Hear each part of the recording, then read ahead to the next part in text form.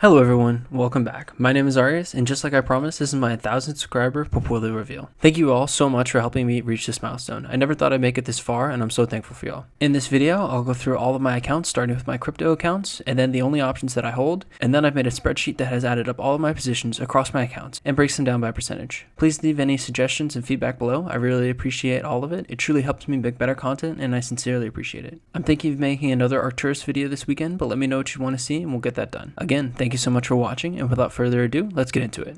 First, my crypto accounts, which make up a pretty small percentage of my portfolio across my Coinbase and BlockFi accounts. In terms of totals, you can see those in the middle of the screen. From smallest to largest, I have a little play money in Cardano and Solana, just to scratch my itch for a little speculation. I actually really like Cardano, but I don't keep up enough with the crypto markets to build a really high conviction because the space is moving just so fast. I really like ETH, however, just because of how much it's being used. The most common complaint about ETH is the high gas fees, but that's just a result of how much the network is being utilized. Of course, ETH2 is moving to fix this issue and to scale the ETH network. Finally, if a few EIPs go through, they might start burning more ETH than they're printing, which would make ETH a deflationary commodity. Not sure how I feel about that in terms of long-term usability, but I think it would be a very positive short-term catalyst. Finally, I have a little more than 1,500 in Bitcoin, and I like it as idiot insurance in case Congress and the Fed continue in their usual ways, and it eventually leads to a complete collapse in the fiat currency, as all fiat currencies have over history. I think Bitcoin might fare pretty well in that situation, and that's why I hold it. I've only been adding to my ETH position recently, and I plan to continue to do so as it continues to dip. Moving on, the only options contracts I hold are in Invite and expire in January of 2023. They're way out of the money and will likely expire worthless unless we see an unbelievable run in the Invite in the next 12 months. My plan is to hold on to these contracts until expiry with no expectation for these to have any value. I honestly can't believe they're still worth this much considering Invite stock would have to do a 10x in the next year just for them to break even.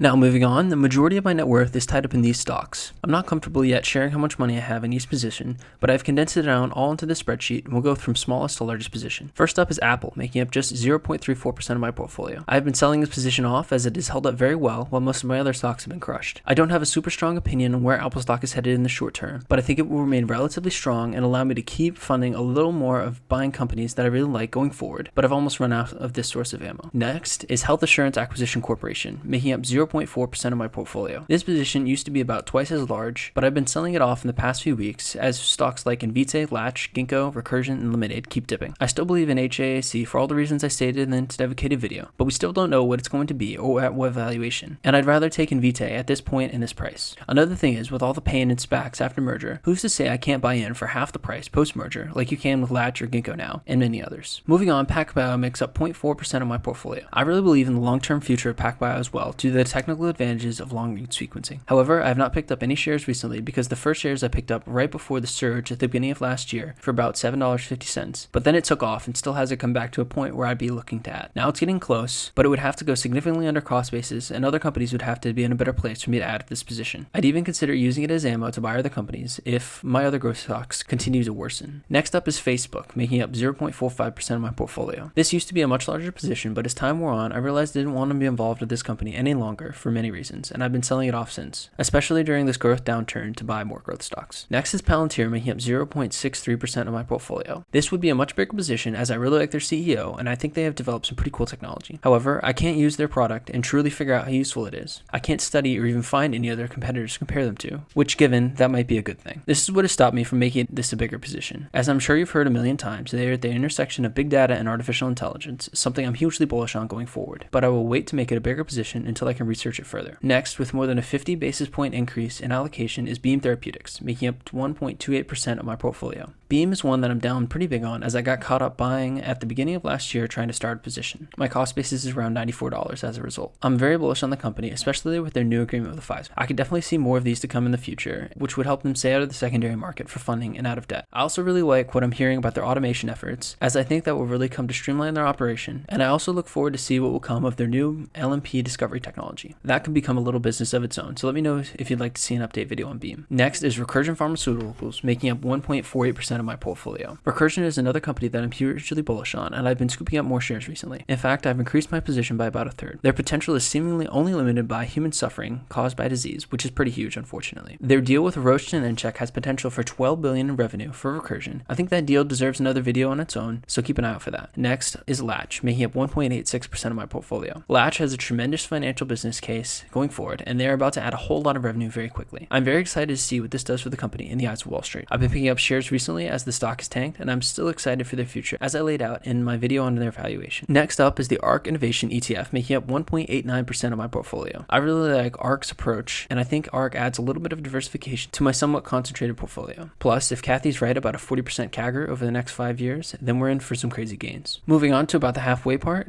is Ginkgo Bioworks, making up about 2.06% of my portfolio. By the way, all of these numbers are as of some point after hours on January 21st. I really love what Ginkgo is building, and I still think their platform is going to have a lot of potential going forward. I've been picking up more shares lately as they've continued to go down, and I plan to continue to build out my position if the deal continues to get better and better. Next up is Teladoc, making up 2.2% of my portfolio. Teladoc has been a poster child of this crash, in my opinion, as it is down massively from its peak, despite the massive acceleration of their business due to the pandemic. I did get caught up earlier this year trying to build a position too quickly, and it has inhibited my ability to lower my cost basis, which is a bit lower than $150 right now, which puts me down about 50%. Nonetheless, I still think Teladoc is an excellent company with a bright future, and I picked up more as it has fallen. Next is Amazon, making up 2.51% of my portfolio. Amazon is a position I hold in my Roth to provide a bit more stability while not giving up too much alpha. Of course, they have growth as far as the eye can see, but I've been slowly trimming that position as well to fund my purchases in my favorite hypergrowth stocks. Next is the ARK Genomics ETF, comprising 2.59% of my portfolio. I think genomics are set up to change the world massively over the next century. ARK-G gives me broad exposure to this new form of medicine, allowing me to just pick one who I think will be the winner in my personal portfolio, without the fear of missing out on all the others, who I delegate doing the due diligence onto ARK. Next up at 2.61% of my portfolio is Arcturus Therapeutics. Arcturus has had a bit of a dry spell for news around them since about a month ago when they released preliminary data, which was positively received. Either they have been just dragged down with the entire biotech market since then, or someone knows something and it isn't good. The good news is, even if COVID vaccine revenues never materialize for Arcturus, they still have plenty of runway, great and even much improved technology from the experience with making the vaccine, and should have a great future a decade out. There is still also potential for a very sharp turn upwards if they are able to get approved and spit up COVID production quickly in the next year. If they're able to sell 100 million doses, which is lower than the hundreds plural of millions that they said they had production capacity for, not to mention stockpiling, at $10 a dose, which is half of what Pfizer is charging, and 1/3 the price of Moderna, that would mean Arcturus would be doing $1 billion in revenue for a $600 million market cap company. Moderna had a profit margin of 67% in Q3. Let's run that down to 50% to be conservative, and that would make $500 million in profit for a $600 million company. Roughly speaking, if you put a 5x price to earnings ratio on it, that would be a 4x gain. That could get insane quickly, especially if they build this business into a recurring one with booster shots. So I'll clearly be looking forward to these results coming up in a couple of weeks. Next to Square, making up 2.83% of my portfolio. I'm still hugely bullish on Square, as I stated in my video on them, and while I don't exactly love them getting into buy now pay later arena, I think that Afterpay is the best company to do it with. It also seems pretty clear to me now that they're going to build a consumer marketplace function right into Cash App, and this has huge upside potential. Square is now down below my cost basis and is getting to a place where I'd be interested in picking up more shares, but unfortunately I'm out of money. Next up is Invitae, making up 3.19% of my portfolio. Invitae is the stock that I'm down on the most right now, despite buying all of the way down. I never thought I'd see Invitae in the 20s, let alone all the way down to $10 a share. I've used the drop to over triple my position in Invitae, and I continue to buy more aggressively as it goes lower. Clearly, I really like Invitae stock going forward. To learn more, check out my recent video I put out, and let me know any other aspects of Invitae's business that you'd like to see an in-depth look at. Now making up my third largest position is Lemonade, with 3.24% of my portfolio. I've been picking up more shares here as recently as yesterday. What's amazing about Lemonade is their stock has been crushed so hard, it's trading at a $1.8 billion market cap with a $1.1 billion on the balance sheet. What's more, the Metromile acquisition and at an all-stock 19-to-1 fixed ratio, Lemonade is going to pay just under $200 million for Metromile, while Metromile has $200 million on the balance sheet.